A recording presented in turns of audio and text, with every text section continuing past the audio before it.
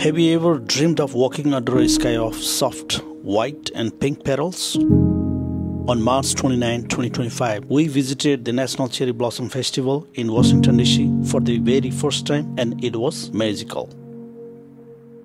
We strolled along the tidal basin with views of the Thomas Jefferson Memorial and the National Mall, surrounded by over 3,000 cherry trees, a beautiful gift from Japan in 1912. And the next morning, we visited the warehouse, adding even more meaning to this unforgettable trip.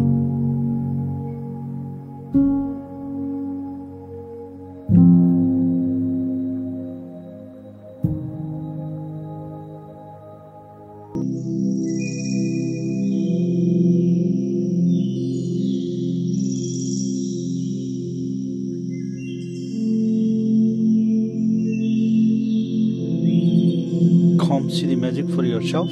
Full video on our YouTube channel, AG Journey.